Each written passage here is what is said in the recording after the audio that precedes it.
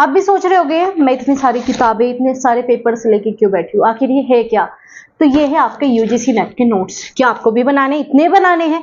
कैसे बनाने हैं? तो आज की वीडियो रहने वाली है आपके सिलेक्शन की।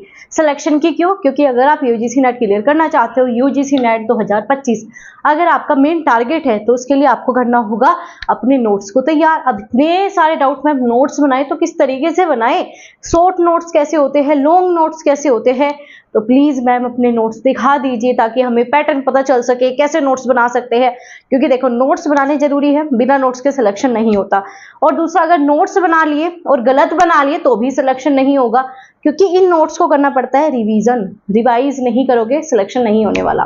तो आप सभी की आज की वीडियो बहुत ज्यादा इंपॉर्टेंट रहने वाली है, क्योंकि आपको गाइडेंस देने के लिए, कोई पेड कोर्सेज बेचने के लिए नहीं है। और वहीं पे कोर्सेज के नाम सुनते ही आप सोचते हो मैम पेड कोर्सेज होगा हर जगह, नहीं।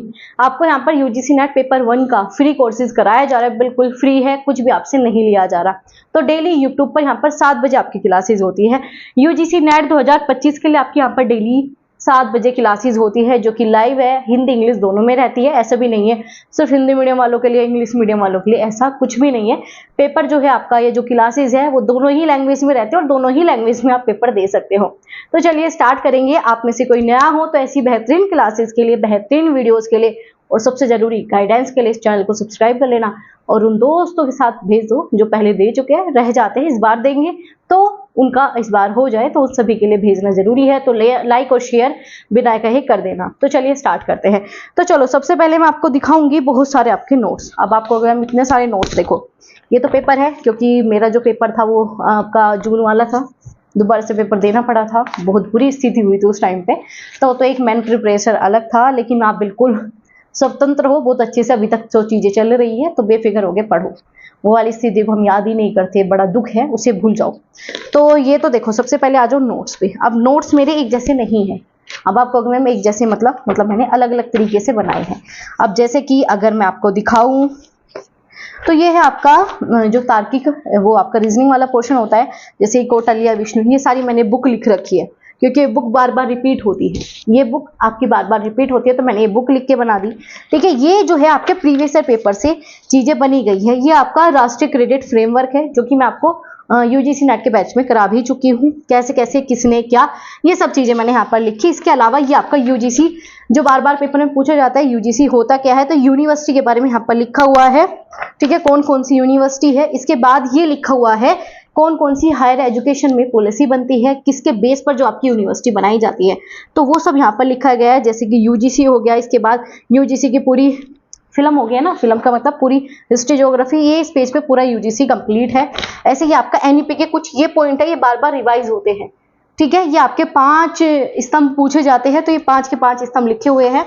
तो इसी प्रकार से जो है आपका यहाँ पर ये सारी यूनिवर्सिटी का क्रम वाइज लिखा हुआ है। ये पेपर की फोटो मैं भेज दूंगी, क्योंकि ये बहुत ज्यादा इंपॉर्टेंट है। वैसे मैं सब चीज बैचेज में कराने वाली हूँ, जो बैच आपके लिए फ्री है। तो उसमें जो है ये बार बार पूछा जाता है, कलकत्ता मदरसा कब आपका आया, संस्कृति कॉलेज कब बना, हिंदू कॉलेज की स्थापना कब हुई। तो ये सारे कॉलेज लिखे हुए हैं सीक्वेंस वाइज। कहाँ से लिखे हैं भाई? वेबसाइट से लिखने होते हैं। अब आपको इतना ढूंढना है नहीं, क्योंकि मैं आपको प्रोवाइड करा दूंगी ये हम किस नाम से है ना। चलो इसके अलावा मैं आपको दिखा दूं, ये मैं दिखा रही हूँ किस तरीके से मैंने बनाए हैं ना। प्रत्यक्ष, व्याप्ति, आपका उपमान, इस प्रकार से मैंने लिखे हैं। वहीं पर आप इस प्रकार से शॉर्ट नोट्स है। अब मुझे ही पता है ये वर्ड मैंने यहाँ पे क्यों लिखा, क्योंकि मेरे नोट्स है। अगर मैं आपको ये दे दूं, ये आपको समझ में नहीं आएंगे, ये आपको समझ में नहीं आएंगे। तो बहुत से बच्चे कहते हैं मैम अपने नोट्स दे दो। देखो मैं दे दूंगी, मेरे लिए नहीं है ये जरूरी, मतलब मेरे लिए तो खैर अब भी है जरूरी, लेकिन ये जो है आपके लिए जरूरी नहीं है। क्यों? क्योंकि मैंने लिखा है, मुझे पता है ये मैंने यहाँ पर क्यों लिखा है। लौकिक क्या है आपका, लौकिक क्या है, ये मुझे समझ में आ रहा है। सामान्य लक्षण, ज्ञान, योगजा, ये क्या है, ये सब मुझे पता है, लेकिन आपको नहीं पता। केलव्य क्या है आपका, ये नहीं पता आपको, क्योंकि आपने नहीं लिखा, मैंने लिखा है, मुझे पता है। ऐसे ही जो है आपका यहाँ पर बाधिता, गैर अनुमानित, ये सब आपके पेपर में बार बार पूछे जाते हैं। और हेतुआ, ठीक है, हेत्वाभास, ठीक है, हेतुआभास, ये सब चीजें पूछी जाएगी। ये दोनों डिस्क्राइब करें। विरुद्ध क्या है, असिद्ध क्या है, आश्रय क्या है, स्वरूप क्या है, व्याप्ति क्या है, ये सब जो है आपके पेपर में सीधा का सीधा बनते हैं। तो मैंने आराम से अपना जो सिलेबस था उसे देखा, उसी के अकॉर्डिंग अपने नोट्स बनाए। ठीक है, अपने आपको भी नोट्स बनाने हैं और ऐसे ही बनाने हैं। अब ये बहुत शॉर्ट नोट्स क्यों है, अब देखो यहाँ पर आज जो स्वयं है, मैंने आपको स्वयं पढ़ा दिया है। अब मैंने पढ़ाया तो यही सब चीजें, लेकिन आप अपने ऐसे नोट्स नहीं बनाओगे। मैं आपको दिखा देती हूँ इस पेज को बड़े अच्छे से। आपको दिखाने के चक्कर में ये सर खुल गया। तो चलो मैं आपको दिखाती हूँ। देखो मैंने स्वयं आपको पढ़ा दिया ना, स्वयं प्रभा। देख रहे हो कितने क्लियर नोट्स है, दिख रहे होंगे, मैं नहीं दिख रही लेकिन आप नोट्स देखो, दिखाई दे रहे हैं है ना। किस प्रकार से टीचर ट्रेनिंग के लिए कौन सा है, स्कूल ट्रेनिंग के लिए, एजुकेशन के लिए, यूजीसी के लिए मैंने बताया था ना। यूजीसी मतलब आपका अंडर ग्रेजुएशन के लिए कौन सा है, सीईसी काम करता है, यूजीसी किसके लिए काम करता है, ये सब मैंने लिखवाए हैं आपको ऐसे कैसे। तो नोट्स आपके अकॉर्डिंग बनने चाहिए, मुझे ऐसा अच्छा लगता है। और ये बनाने से बहुत ईजी हो जाता है याद करना। मुझे पता है भाई यूजी में कौन कौन सी आपकी बॉडीज है वो काम करेगी, वो मुझे पता है। स्कूल पे कौन कौन सी करती है, एनसीईआरटी, इग्नू और आपका NIOS ये करती है, तीनों करती है। तो ये तीनों मैंने यहाँ पर अलग लिखा, तो इस प्रकार से आप डिवाइड कर सकते हो।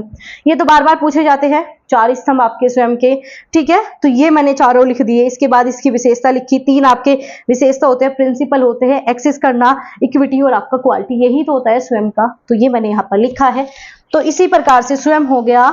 ये मैंने स्वयं प्रभा लिखा, जो कि अभी आपको 2-3 दिन पहले मैंने कराया। ये रहा स्वयं प्रभा पूरा, ये रहा स्वयं प्रभा पूरा। इस पेज पे स्वयं प्रभा पूरा है, इसके अलावा कुछ पढ़ने की आवश्यकता है भी नहीं। तो इस प्रकार से जो मैंने आपको पढ़ा उसी में से चीजें निकालो। ई विद्या हो गया, आपका हायर एजुकेशन हो गया, DDH कितने चैनल है, 40 चैनल है, कब बना, 9 जुलाई 2017 में। तो ये सब चीज यहाँ पर लिखी है। कौन सी सैटेलाइट यूज हुई थी, किस पोर्टल पे है, आपका INF और आपका LIB और आपका नेट मतलब इंफॉर्मेशन लाइब्रेरी और आपका नेटवर्क, इसके बेस पर जो है ये पोर्टल बना है। तो 24 घंटे इसकी सुविधा मिल सकती है। इसमें चैनल जितने हैं वो सब चैनल लिखे हुए। आपने कहा था ना मैम चैनल कैसे लिखे, तो चलो देखो यहाँ पर देखो मैंने कैसे लिखे हैं। पहले तो मैंने आपको जैसे याद कराए वैसे ही लिखवाए हैं।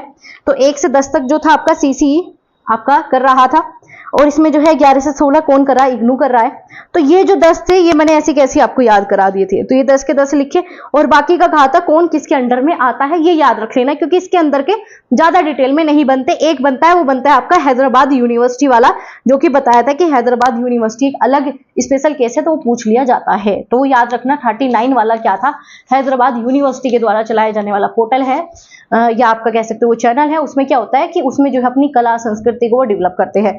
और जो आपका 40 है UGC के द्वारा व्यास, वो भी बार बार पूछा जाता है।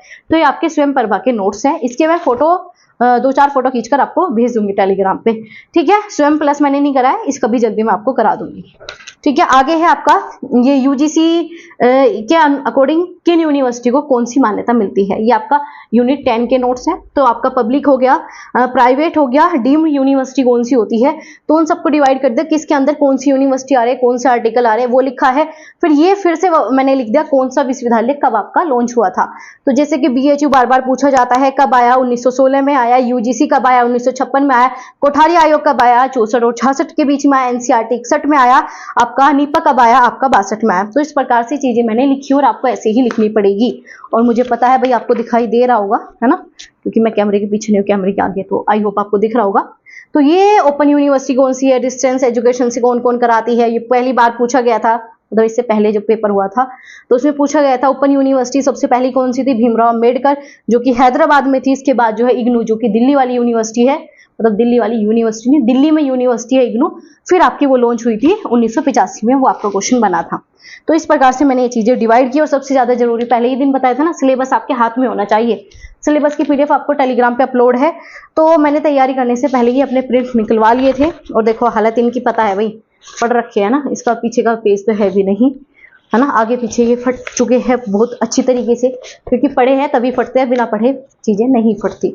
तो वही पढ़ना चाहिए, पेपर फट जाए अच्छी बात है, इससे मतलब आप पढ़ रहे हो। तो ये मैंने अपना सिलेबस है, वही मेरा एजुकेशन का सिलेबस है। और ये जो है पेपर 1 का पूरा सिलेबस मेरे हाथ में था, मैंने इसी के अकॉर्डिंग पढ़ाई की है।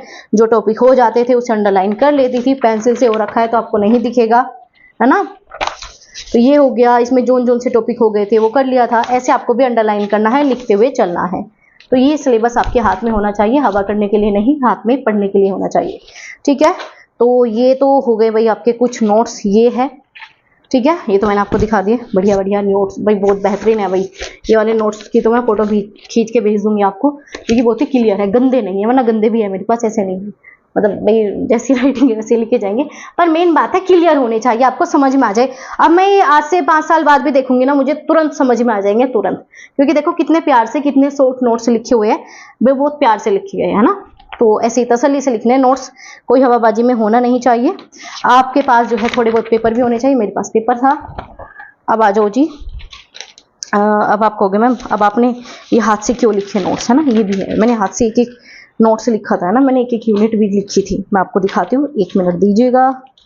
देखो ये रहे हैं आपके, ठीक है। अब जैसे कि आपका जितने आयोग हुए ना हायर एजुकेशन में, ठीक है, स्वतंत्रता प्राप्ति के बाद, तो ये रहा, ये सारे आयोग मैंने यहाँ पर लिखे हुए हैं, दिखाई दे रहे होंगे आपको।